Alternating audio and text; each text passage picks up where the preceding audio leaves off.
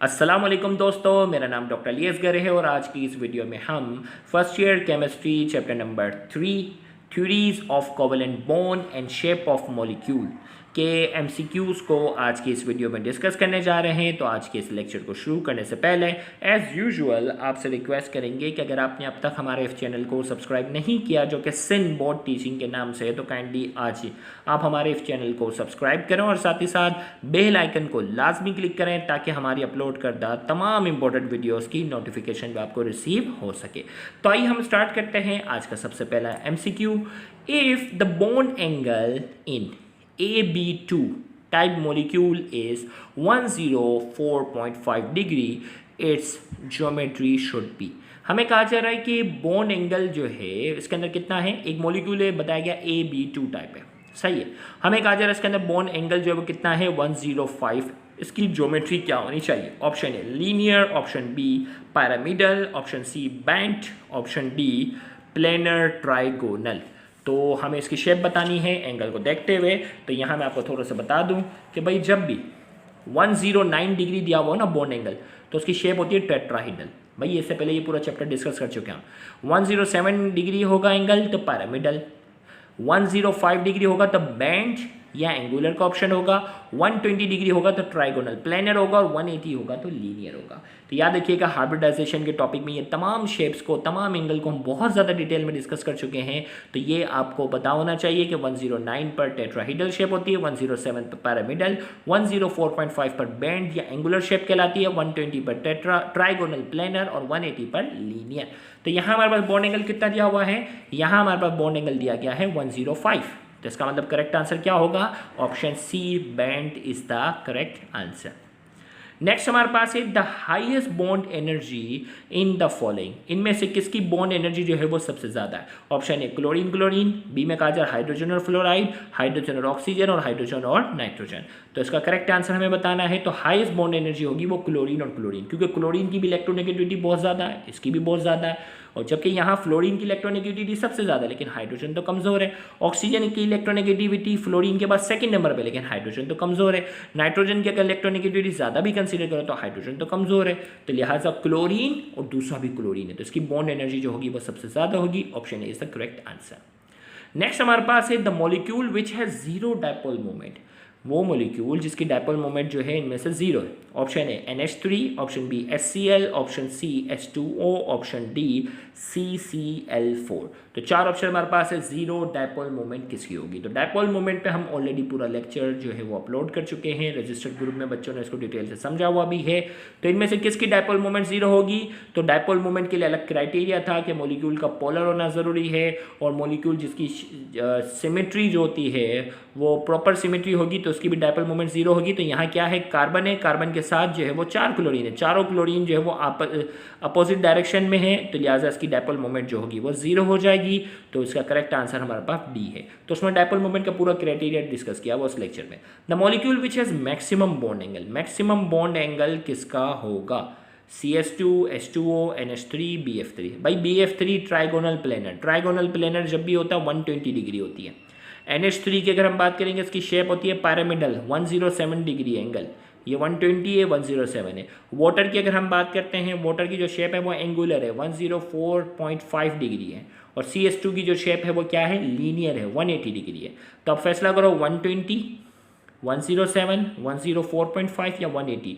सबसे ज़्यादा maximum bond angle किसका हो गया? 180।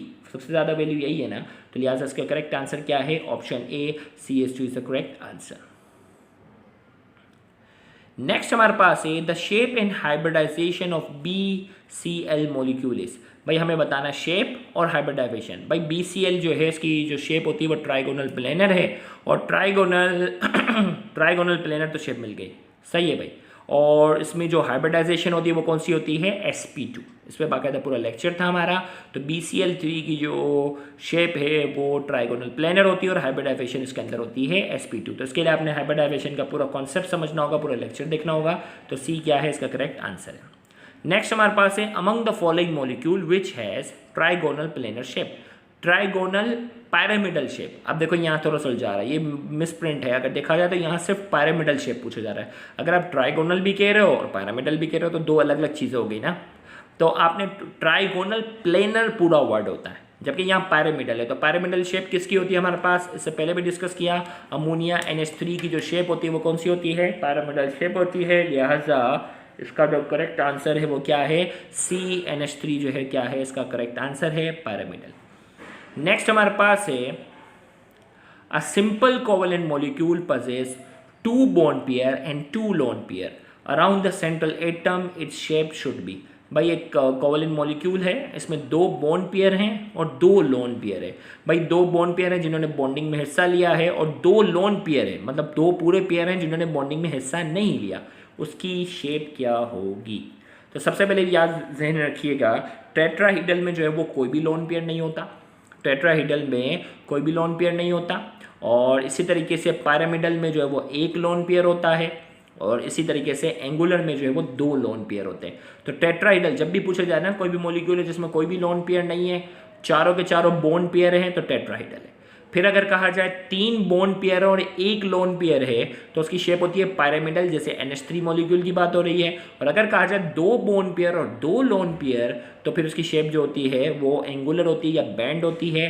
लिहाजा इसकी हमारे पास करेक्ट आंसर जो है वो C है, और इसकी एग्जाम्पल है वाटर मॉलिक्यूल। फिर इसमें कहा जाए the correct relation between debye and coulomb metre. ये MCQ याद करने वाला है कि डी बाई, एक डी बाई कितने कूलम मीटर के बराबर है, एक डी बाई जो है वो कितने कूलम मीटर के बराबर है, हमें वो बताना है। A B C and D 4 option हमारे पास है, तो इसका करेक्ट आंसर हमारे पास ऑप्शन A है। 1 डी बाई बराबर है 3.33 एक्सपोनेंट -30 कूलम मीटर के। Option A is the correct answer.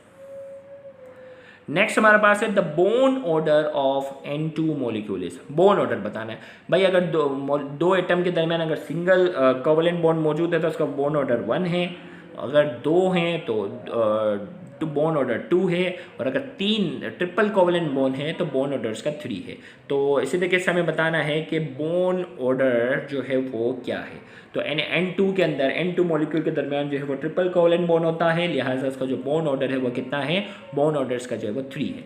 अगर डबल होता जैसे ऑक्सीजन O2 होता तो बोन ऑर्डर 2 होता, Cl2 होता तो सिंगल होता है ना, तो उसमें बोन ऑर्डर 1 होता। तो N2 है, ट्रिपल कोवेलेंट बॉन्ड होता है, लिहाजा इसका बोन ऑर्डर 3 है। नेक्स्ट है the number of sigma and pi bond in C2H4 molecule are respectively. भाई सिग्मा और पाई बोन हमें बताना है कि C2H4 मॉलिक्यूल के दरमियान जो है वो कितने सिग्मा बोन हैं और कितने पाई बोन हैं। तो C2H4 जो है, इसकी मैंने यहाँ शेप बनाई, ये सिग्मा है, ये सिग्मा है, ये सिग्मा, ये सिग्मा। और डबल जब भी होता है तो एक सिग्मा होता है और एक क्या होता है, पाई होता है। तो 1 2 3 4 और 5 सिग्मा है, और ये जो डबल है तो डबल में क्या होता है, 1 पाई होता है, और अगर ट्रिपल होता है तो 2 पाई होता है। तो 1 पाई बोन है और 5 क्या है, सिग्मा बोन है।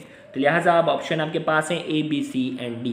तो करेक्ट आंसर हमारे पास क्या हो गया, option C 5 sigma and 1 pi bone is the correct answer. C जो है वो इसका करेक्ट आंसर है। तो यहाँ जाकर इस चैप्टर के MCQ डिस्कशन जो है वो मुकम्मल हुई। इंशाल्लाह नेक्स्ट लेक्चर में नए चैप्टर के MCQ को डिस्कस करने जाएंगे, तो उसको भी देखना मत भूलिएगा। Thank you very much. अल्लाह हाफ़िज़।